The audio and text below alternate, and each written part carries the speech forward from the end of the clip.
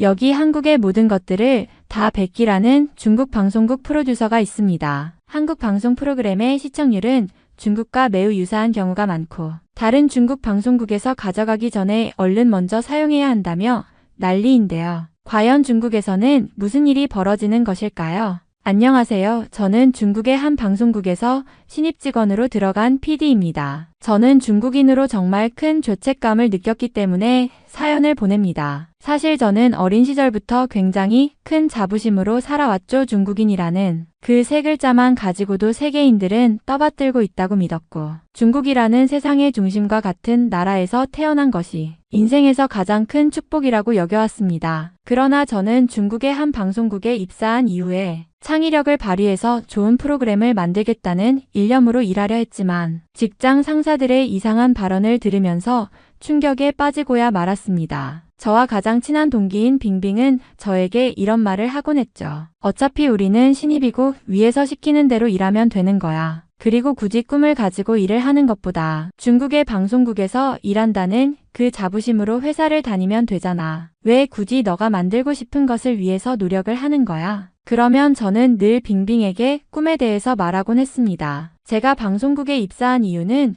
중국 역사에 대한 다큐를 만들거나 중국의 전통 문화를 알리는 프로그램을 제작하고 싶었기 때문이라고 말했어요. 하지만 빙빙은 한심하다는 듯이 저를 쳐다보며 헛웃음을 지었어요. 그런 걸 누가 보겠어? 사람들이 좋아하는 건 한국 거잖아. 요즘 유행하는 예능이나 드라마 포맷이 다 한국에서 오고 있다는 걸 모르나? 저는 순간 할 말을 잃었어요. 분명 중국은 세계적으로 강대국이라 불리는 나라였고 우리만의 역사와 문화가 자랑스러웠어요. 그런데 정작 방송국에서는 창의적인 프로그램을 만들려는 노력보다는 한국의 인기 프로그램을 그대로 베끼는 게 우선이라고 하니 이해할 수가 없었어요. 며칠 후 회의실에서 열린 기획회의에서 저는 또 한 번 충격을 받았어요. 상사는 거대한 스크린에 한국의 최신 예능 프로그램을 띄운 뒤 말했어요. 지금 한국에서 대박난 프로그램이다. 우리가 이것보다 먼저 만들어야 한다. 중국 스타일로 약간만 바꾸면 된다. 그 순간 저는 이 회사가 창작이 아니라 복제를 업으로 삼고 있다는 사실을 뼛속 깊이 깨달았어요. 한 선배는 웃으며 이렇게 말했어요. 이건 경쟁이야. 한국이 먼저 만든다고 해서 우리가 무시라는 법은 없어. 다른 방송국에서 가져가기 전에 우리가 먼저 베껴서 내보내면 되는 거야. 그 말을 들은 동기들은 아무렇지도 않다는 듯이 끄덕였어요. 오히려 이 방식이 당연하다는 듯 신속하게 한국 방송 자료를 찾아보기 시작했어요. 저는 혼란스러웠어요. 제가 꿈꿔왔던 방송국의 모습은 이런 게 아니었어요. 창작과 도전이 아닌 베끼기와 빠른 선점이 중요하다니 제가 중국 방송국의 PD로서 어떤 의미를 가질 수 있을까요? 며칠 동안 고민 끝에 저는 방송국의 자료실을 찾아가 직접 한국 방송 콘텐츠를 분석해 보기로 했어요. 그리고 그곳에서 믿을 수 없는 사실을 알게 되었어요. 한국 방송의 인기는 단순히 포맷 때문이 아니라 세심한 기획과 연출, 그리고 제작진의 노력이 만들어낸 결과라는 것이었어요. 단순히 베껴서 될 일이 아니라는 걸 깨달았죠. 하지만 회사에서 원하는 건 그런 고민이 아니었어요. 그저 빠르게 카피해서 시청률을 올리는 것뿐이었어요. 그날도 회의실에는 긴장감이 감돌고 있었습니다. PD들과 작가들이 자리에 앉아 있었고 상사는 스크린을 가리키며 말했습니다. 이 프로그램 봤나요? 한국에서 최근 터진 예능인데 시청률이 엄청납니다. 우리도 이거 당장 만들어야 합니다. 스크린에는 한국의 인기 예능 프로그램이 재생되고 있었습니다. 출연자들이 다양한 미션을 수행하며 웃음을 주는 장면이 이어졌고 상사는 재생 버튼을 멈추고 우리를 쳐다보며 덧붙였습니다. 이번에 한국에서 대박이 났으니 우리도 비슷하게 가야 합니다. 아니, 똑같이 만들되 우리식으로 살짝 바꾸면 됩니다. 한 선배 PD가 조심스럽게 손을 들고 말했습니다. 그런데 이 포맷은 한국에서도 이미 해외 판권을 팔았을 가능성이 높습니다. 그대로 가져가면 문제가 생길 수도 있습니다. 상사는 비웃듯이 웃었습니다. 이봐요, 우리는 원래 이렇게 해왔습니다. 조금만 다르게 보이게 만들면 되는 겁니다. 제목을 바꾸고 출연진을 다르게 하고 배경이나 세트만 살짝 수정하면 한국이 뭐라 할 수 있겠습니까? 빙빙이 손을 들고 말했습니다. 그럼 세부적인 연출은 어떻게 해야 하나요? 한국 방송은 편집이 빠르고 자막도 재미있지 않습니까? 상사는 빙빙의 말을 듣고 고개를 끄덕였습니다. 맞아요. 그러니까 우리도 편집 스타일을 비슷하게 가져가야 합니다. 텍스트 자막이 강조되는 부분을 똑같이 살리고 효과음도 한국 예능 스타일로 넣으세요. 몰래카메라 형식도 그대로 살려야 합니다. 저는 용기를 내어 말했습니다. 하지만 이렇게 하면 우리가 독창성을 가질 수 없지 않습니까? 우리가 자체적으로 새로운 포맷을 만들어야 하는 게 아닐까요? 상사는 저를 흘겨보며 한숨을 쉬었습니다. 새로운 포맷? 그런 걸 고민하는 게 PD 일이 아닙니다. 시청률이 나오게 만드는 게 일이에요. 그리고 우리는 창의성 같은 거 따지는 곳이 아닙니다. 한국 프로그램을 참고하는 게 가장 빠르고 확실한 방법입니다. 그 말에 모두가 조용해졌습니다. 회의실에는 순식간에 정적이 감돌았습니다. 아무도 반박하지 않았습니다. 다들 이미 이런 방식이 당연하다는 듯 받아들이고 있었기 때문입니다. 상사는 다시 한국 예능을 재생하며 덧붙였습니다. 이번 주까지 파일럿 프로그램 기획안을 만들어 오세요. 제목은 비슷하지만 다르게 포맷은 그대로 가되 중국적인 요소를 살짝 넣어서 저작권 문제 걸리지 않게 각색을 잘하세요.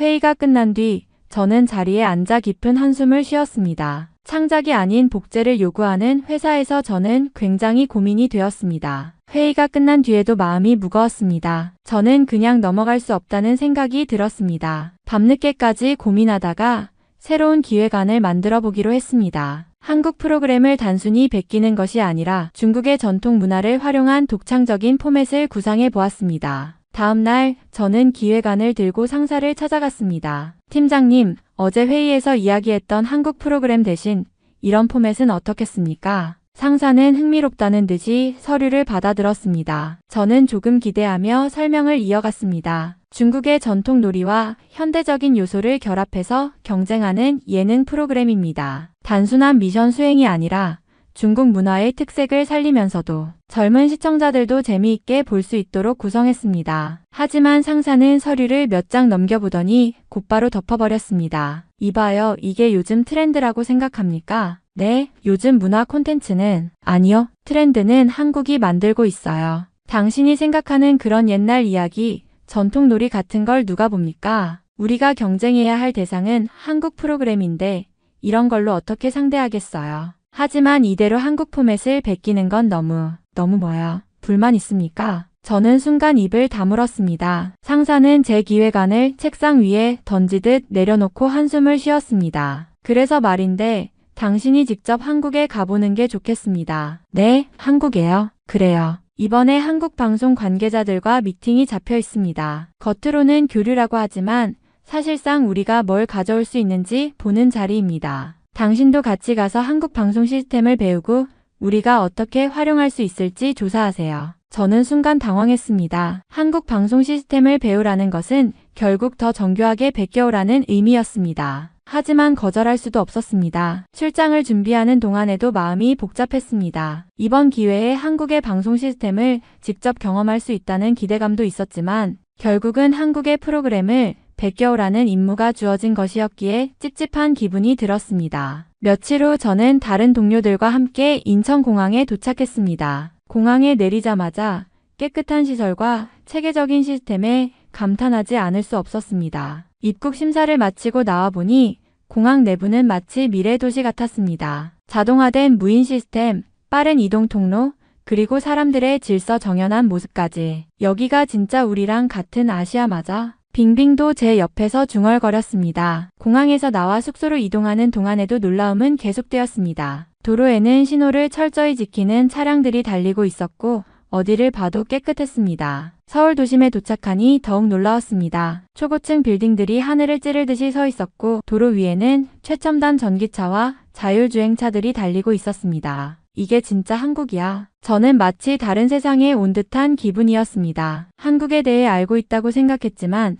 실제로 와보니 제가 알던 것보다 훨씬 더 발전해 있었습니다. 거리 곳곳에는 편리한 대중교통시설이 자리 잡고 있었고 사람들은 스마트폰 하나로 모든 걸 해결하고 있었습니다. 숙소에 짐을 풀고 난 뒤 우리는 한국방송국과의 첫 미팅을 위해 이동했습니다. 방송국 건물은 최첨단 시설로 가득 차 있었고 스튜디오 내부는 말 그대로 미래형 공간이었습니다. 모든 것이 자동화되어 있었고 심지어 AI를 활용한 편집 시스템까지 도입되어 있었습니다. 우리랑 비교하면 차원이 다르다. 빙빙이 낮은 목소리로 중얼거렸습니다. 저도 고개를 끄덕일 수밖에 없었습니다. 회의실에 들어가자 한국 방송 관계자들이 우리를 맞이했습니다. 그들의 태도는 친절했지만 동시에 자신감이 넘쳐 보였습니다. 그리고 미팅이 시작되자 저는 그들이 단순히 기술적인 부분뿐만 아니라 콘텐츠의 질과 방향성에서도 우리보다 훨씬 앞서 있다는 사실을 깨닫게 되었습니다. 한국 PD들은 프로그램을 기획할 때 단순히 시청률을 올리는 것이 아니라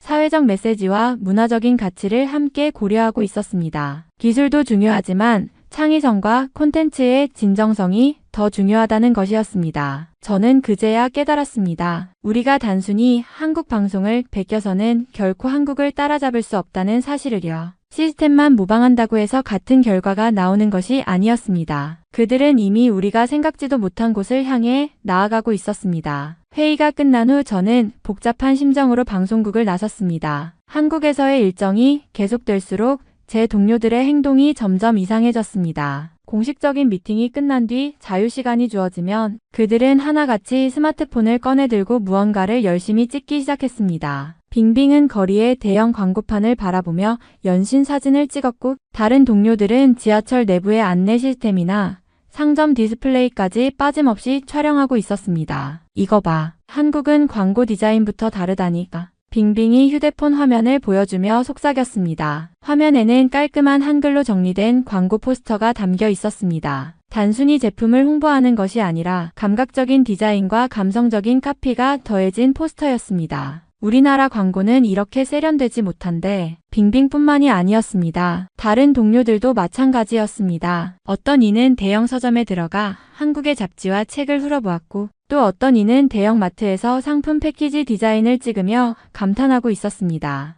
야, 이거 봐. 한국은 이런 상품 설명도 감각적으로 해놨어. 그냥 제품을 파는 게 아니라 브랜드 스토리를 만들고 있어. 저는 그들의 행동을 보며 씁쓸한 기분이 들었습니다. 겉으로는 한국 프로그램을 베끼는 것에 대한 죄책감을 느끼는 척하면서도 실제로는 한국의 콘텐츠와 디자인을 어떻게든 가져가려는 모습이었습니다. 심지어 숙소에 돌아와서도 그들은 저마다 휴대폰을 붙잡고 있었습니다. 어떤 동료는 유튜브에서 한국 광고 영상을 찾아보며 열심히 메모를 하고 있었고 또 다른 동료는 SNS에서 한국 드라마 관련 게시물을 저장하고 있었습니다. 한국이 왜 콘텐츠 강국인지 알겠어? 빙빙이 저를 보며 말했습니다. 그냥 기술만 좋은 게 아니야. 세세한 부분까지 신경을 써. 작은 광고 하나에도 감성이 있고 제품 패키지에도 스토리가 있어. 우리는 저런 걸 신경 쓰지 않잖아. 저는 대답하지 못했습니다. 저 역시 한국에 와서 보고 들은 것들이 머릿속에서 계속 맴돌고 있었기 때문입니다. 단순히 방송 기술의 차이만이 아니었습니다. 한국은 콘텐츠를 만들 때 철저한 기획과 감성적인 접근 방식을 사용하고 있었습니다. 이제 저는 더욱 확신이 들었습니다. 우리가 아무리 한국의 형식을 베껴도 그 본질을 이해하지 못한다면 결코 따라잡을 수 없다는 것을요. 하지만 제 동료들은 그런 사실을 인정하지 않는 듯 했습니다. 그들은 여전히 몰래 사진을 찍으며 한국의 요소들을 수집하고 있었습니다. 그 모습이 왠지 초조해 보였습니다. 마치 자신들이 이미 뒤처졌다는 것을 알고 어떻게든 한국을 따라가려고 안간힘을 쓰는 것처럼 느껴졌습니다. 그날 밤 저는 숙소 방에 홀로 앉아 깊은 생각에 잠겼습니다. 동료들은 여전히 각자의 방에서 한국에서 촬영한 사진을 정리하고 있었고 몇몇은 한국 프로그램을 분석하며 필기까지 하고 있었습니다. 이 모든 과정을 지켜보면서 저는 점점 더 죄책감이 들었습니다. 우리는 방송국에서 새로운 콘텐츠를 만들겠다는 사명감으로 이 일을 시작했지만 지금 하는 일은 단순한 복제에 불과했습니다. 한국의 발전을 보고 감탄하면서도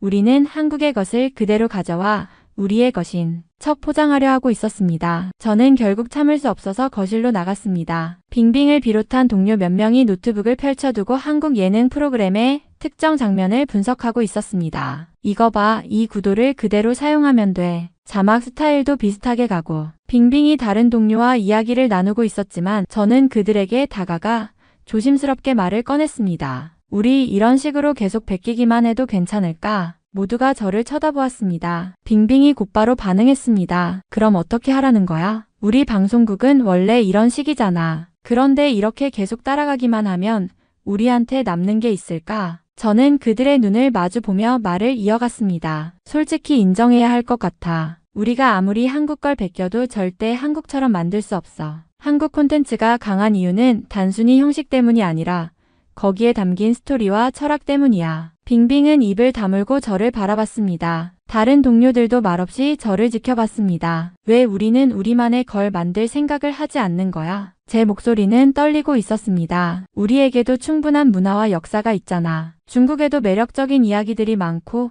우리만이 다룰 수 있는 주제도 있는데 왜 우리는 매번 한국을 베끼는 데만 집중하는 거야? 잠시 정적이 흘렀습니다. 빙빙이 한숨을 내쉬며 말했습니다. 내 말이 틀린 건 아니야. 하지만 회사가 그런 걸 원하지 않잖아. 그럼 우리가 먼저 변해야지. 저는 단호하게 말했습니다. 우리가 진짜 새로운 걸 만들어야 하는 이유를 회사에 보여줘야 해. 계속 이렇게 베끼는 방식이 아니라 우리만의 콘텐츠를 만들어서 우리도 한국처럼 콘텐츠 강국이 될 수 있다는 걸 증명해야 해. 빙빙은 여전히 회의적인 표정을 지었지만 다른 동료 몇 명은 제 말에 공감하는 듯 고개를 끄덕였습니다. 저는 깊은 숨을 내쉬며 다시 한번 결심했습니다. 이제 저는 단순히 회사의 지시를 따르는 것이 아니라 진짜 우리만의 콘텐츠를 만들 방법을 찾아야 했습니다. 한국을 무작정 베끼는 것이 아니라 한국처럼 창의적인 방식으로 우리만의 가치를 담아낼 수 있는 콘텐츠를 만들어야 한다고 생각했습니다. 그렇지 않으면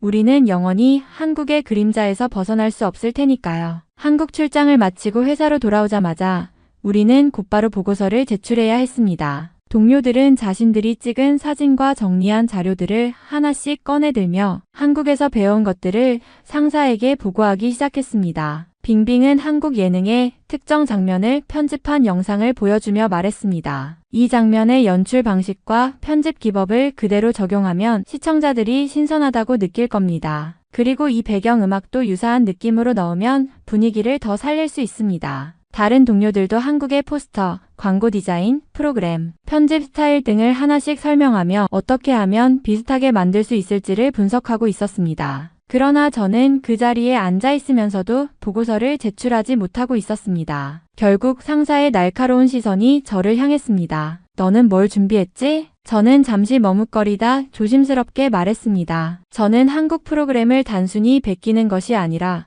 우리만의 독창적인 콘텐츠를 만들어야 한다고 생각합니다. 순간 회의실 안이 싸늘해졌습니다. 상사의 얼굴이 일그러졌고 빙빙과 다른 동료들은 당황한 듯 저를 쳐다보았습니다. 뭐라고? 상사가 낮고 단호한 목소리로 물었습니다. 저는 깊은 숨을 내쉬고 계속 말했습니다. 한국은 단순히 포맷이 좋아서 성공한 게 아닙니다. 그들은 콘텐츠 하나를 만들 때에도 철저한 기획과 스토리텔링을 고민합니다. 우리가 단순히 겉모습만 베껴서는 결코 같은 수준에 도달할 수 없습니다. 차라리 우리만의 강점을 살려서 그만. 상사는 제 말을 끊고 책상을 쾅 내리쳤습니다. 내가 뭘 안다고 그렇게 떠드는 거지? 하지만 우리는 지금 당장 시청률이 나올 프로그램이 필요해. 창의적인 콘텐츠, 새로운 시도? 그런 건 내가 그럴 권한이 있을 때 하는 거야. 지금 내가 해야 할 일은 시키는 대로 베껴오는 거라고. 상사의 목소리는 점점 더 거칠어졌고 동료들은 숨죽이며 저를 바라보았습니다. 내가 한국에 가서 배워야 할 건 그런 이상적인 이야기가 아니야. 우리는 한국보다 빠르게 그리고 더 효율적으로 만들 방법을 찾아야 해. 그런데 내가 보고 온 건 겨우 창의성 같은 허무맹랑한 이야기뿐이야. 저는 할 말을 잃었습니다. 상사는 한숨을 내쉬며 자리에서 일어났습니다. 너 같은 애들은 필요 없어. 내가 하고 싶은 대로 창의적인 콘텐츠를 만들고 싶다면 여기 말고 다른 곳에서 해. 그 순간 저는 해고당했다는 사실을 깨달았습니다. 빙빙과 다른 동료들은 아무 말도 하지 못했습니다. 저는 천천히 자리에서 일어나 마지막으로 모두를 둘러보았습니다. 그들의 눈에는 연민과 두려움이 섞여 있었습니다. 하지만 아무도 저를 두둔하지 않았습니다. 결국 저는 조용히 회의실을 떠났습니다. 회사 밖으로 나왔을 때 차가운 바람이 얼굴을 스쳤습니다. 모든 것이 끝난 듯 했지만 저는 오히려 마음 깊은 곳에서 묘한 해방감을 느꼈습니다. 비록 직장을 잃었지만 적어도 저는 더 이상 누군가의 그림자를 따라가는 삶을 살지 않아도 되니까요. 회사에서 잘리고 난 후 저는 며칠 동안 아무것도 할 수 없었습니다. 처음에는 억울했습니다. 하지만 곧 깨달았습니다. 이건 단순한 해고가 아니었습니다. 저는 더 이상 이 사회에서 받아들여질 수 없다는 사실을 확인한 것이었습니다. 창의성을 말하는 순간 저는 쓸모없는 사람이 되어버렸습니다. 그렇다면 과연 제게 맞는 곳은 어디일까? 답은 이미 나와 있었습니다. 한국에서 지냈던 며칠 동안 저는 완전히 다른 세상을 경험했습니다. 그곳은 무언가를 베끼는 것이 아니라 새로운 것을 만들어 가는 곳이었습니다. 사람들이 치열하게 고민하고 더 나은 방향을 찾기 위해 끊임없이 노력하는 곳이었습니다. 그때부터 저는 결심했습니다. 중국을 떠나야겠다고. 그리고 한국으로 가야겠다고. 하지만 한국으로 가려면 먼저 언어부터 준비해야 했습니다. 저는 바로 한국어 교재를 사서 공부를 시작했습니다. 처음에는 한글조차 익숙하지 않았지만 한 글자 한 글자 읽어나가며 점점 한국어의 아름다움을 깨닫게 되었습니다. 한국 예능 프로그램을 베끼던 시절과는 전혀 다른 시선으로 이제는 한국 콘텐츠를 직접 이해하고 싶어졌습니다. 한국 드라마를 자막 없이 보고 싶었고 한국 신문을 읽으며 한국 사회의 흐름을 알고 싶었습니다. 그래서 저는 매일 한국어를 공부했습니다. 출근할 필요가 없어진 시간들을 모두 한국어 공부에 쏟아부었습니다. 학원도 다니고 온라인 강의도 들었습니다. 한국어를 공부할수록 한국에 대한 동경이 더 커졌습니다. 한국어가 조금씩 익숙해지자 저는 본격적으로 한국행을 준비했습니다. 비자를 알아보고 한국에서 공부할 수 있는 방법을 찾기 시작했습니다. 가장 먼저 해야 할 일은 유학을 가는 것이었습니다. 한국에서 직접 공부하면서 한국 사회를 경험하는 것이 최선의 방법이라 생각했습니다. 한국 대학교의 입학 조건을 알아보며 어떻게 하면 한국에서 공부할 수 있을지를 고민했습니다. 그 과정에서 한국에 대한 제 감정은 단순한 좋아함에서 진심 어린 동경으로 변해갔습니다. 제가 중국에서 느낄 수 없었던 자유로움과 창의성, 그리고 스스로 생각하고 표현할 수 있는 환경이 한국에는 있었습니다. 저는 그런 곳에서 살고 싶었습니다. 그래서 저는 더 이상 망설이지 않았습니다. 가장 중요한 것은 행동이었습니다. 중국을 떠나기 위해 필요한 준비들을 하나씩 해나갔습니다. 한국어 공부, 유학 서류 준비, 필요한 자금 마련까지 하나하나 차근히 준비하면서 저는 점점 더 한국으로 가까워지고 있었습니다. 그리고 저는 확신했습니다. 이제 저는 더 이상 남의 그림자를 좇는 삶이 아니라 제 스스로의 길을 걸어가겠다고. 그 길의 끝에 한국이 있을 것이라 믿었습니다. 한국행 비행기에 몸을 실었을 때 저는 오직 기대와 설렘만을 가지고 있었습니다. 이제 드디어 제가 꿈꿔왔던 나라에서 새로운 삶을 시작할 수 있다는 생각에 가슴이 뛰었습니다. 모아둔 돈을 전부 들고 한국으로 건너와 작은 원룸을 구했습니다. 서울 한복판은 아니었지만 대중교통이 편리해서 어디든 갈 수 있는 곳이었습니다. 한국어 학원도 등록하고 한국 문화를 직접 체험하면서 친구들을 사귀기 시작했습니다. 처음에는 조심스러웠지만 한국 친구들은 저를 따뜻하게 맞아주었습니다. 한국어가 아직 서툴렀지만 그들은 인내심을 가지고 제 말을 들어주었고 이해하기 쉽게 천천히 말해주었습니다. 저는 그 친절함에 또 한 번 감동했습니다. 어느 날 친구들과 함께 쇼핑을 하러 가게 되었습니다. 너는 어떤 브랜드 좋아해? 친구 하나가 물었습니다. 저는 당당하게 대답했습니다. 나는 한국 브랜드 화장품 좋아해. 이거 봐, 이 립스틱도 한국 거야. 그러자 친구들이 제 화장품을 유심히 보더니 어딘가 이상하다는 표정을 지었습니다.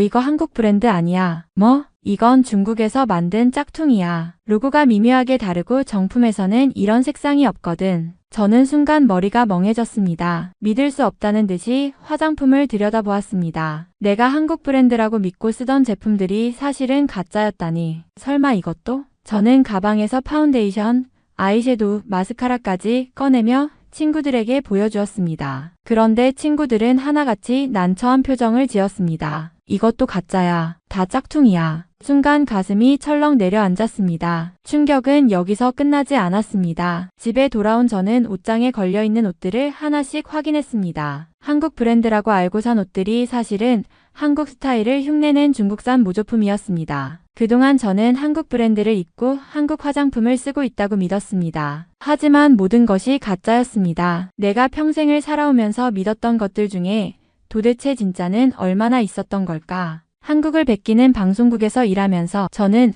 우리가 한국의 프로그램을 따라하는 이유가 단순히 돈을 벌기 위해서라고 생각했습니다. 하지만 이제 보니 한국을 베끼는 것은 단순한 산업적인 문제가 아니라 이미 제 삶의 모든 곳에 스며든 것이었습니다. 심지어 저 자신도 그 사실을 모르고 살고 있었습니다. 저는 깊은 한숨을 내쉬었습니다. 이제 더 이상 과거로 돌아갈 수 없다는 걸 깨달았습니다. 저는 진짜 한국에서 진짜 한국의 문화를 배우며 더 이상 가짜가 아닌 삶을 살고 싶었습니다. 그리고 한국에서 지내면서 저는 점차 제 자신이 원래 기대했던 것과는 너무 다른 현실에 직면하게 되었습니다. 처음에는 그저 한국에서의 삶이 행복하고 나만의 길을 가고 있다고 믿었지만 시간이 지나면서 점점 더 많은 것들이 제 눈에 들어오기 시작했습니다. 한국에서 지내며 여러 나라에서 온 외국인 친구들을 만났습니다. 그들은 각자 고유의 문화와 이야기를 가지고 있었고 한국에서의 경험을 나누며 서로를 이해해가고 있었습니다. 그들과 이야기를 나누다 보니 제가 이전에 가지고 있던 중국인에 대한 자부심이 얼마나 왜곡된 것이었는지 깨닫기 시작했습니다. 중국인이라고 해서 특별하게 대접받는 것이 아니라는 사실을 실감하게 되었죠. 한국에서 만난 외국인 친구들은 각자 다른 이유로 한국에 온 사람들이었고 그들은 자신이 온 나라를 자랑스럽게 생각하고 있었습니다. 저는 그들처럼 자신이 속한 나라를 자랑스럽게 생각했던 적이 있었습니다. 하지만 이제는 그들이 느끼는 자부심과 그들이 속한 문화에 대한 진지한 존경심을 보며 제 자신이 과연 어디에 기반을 두고 살아왔는지 되돌아보게 되었습니다. 중국에서 자란 저는 어린 시절부터 중국은 세계의 중심이라고 배워왔습니다. 중국은 역사적, 문화적, 경제적으로 모든 면에서 위대하고 중국인이 세계에서 존경받는 존재라는 믿음을 굳게 가지고 있었죠. 하지만 한국에서의 일상 속에서 점점 더 많은 것을 깨달았습니다. 한국 사람들은 자신들의 문화와 역사에 대해 진지하게 자부심을 느끼고 있었고 그들은 자신들의 독특한 정체성을 지키면서도 외국인들을 환영하며 열린 마음으로 교류하고 있었습니다. 반면 중국인으로서 제가 겪은 건 그저 특별한 대접을 기대하는 것이었고 그것은 대개 실망과 좌절로 이어졌습니다. 한국에 오기 전까지 저는 중국의 위대함에 대한 환상을 가지고 있었지만 한국에서 생활하면서 중국에 대한 환상이 완전히 깨졌습니다. 중국이 세계의 중심이라고 믿었던 그 믿음은 이제 과거의 잘못된 생각으로 느껴졌습니다. 중국에서 자부심을 가지고 살아왔던 그 모든 것이 사실은 단지 사람들이 만들어낸 이야기에 불과하다는 사실을 깨달았습니다. 제가 중국인이라는 이유로 특별하게 대접받는 것은 없었고 오히려 외국인으로서 다른 나라 사람들과 비교될 때 저만의 고유한 가치나 정체성은 상대방들에게 잘 전달되지 않았습니다. 그동안 중국에서 살며 쌓은 자부심이 사실은 대외적인 이미지와 상반되는 현실을 모르고 있던 제 자신에게 실망하게 만들었습니다. 한국에서 지내면서 저는 진정한 자부심이란 다른 사람을 존중하고 그들의 문화와 가치관을 이해하며 서로 교류하는 것에서 나온다는 것을 깨달았습니다. 이제 저는 과거처럼 중국이 세계의 중심이라며 자랑스럽게 말하지 않습니다. 대신 한국에서 얻은 이 깨달음과 경험을 통해 더 넓은 세상을 바라보게 되었고 진정으로 자랑스러운 것은 자신을 솔직하게 마주하는 것이며 진정한 가치는 상대방과의 교류 속에서 만들어진다는 것을 이해하게 되었습니다. 그리고 저는 이제 진정한 자부심을 가지고 한국에서 더 나은 사람으로 성장할 수 있기를 바라고 있습니다. 이번 사연은 여기서 마무리하도록 하겠습니다. 끝까지 시청해주셔서 감사드립니다. 좋아요와 구독은 영상 제작에 큰 힘이 됩니다. 꼭 한 번씩만 눌러주세요. 감사합니다.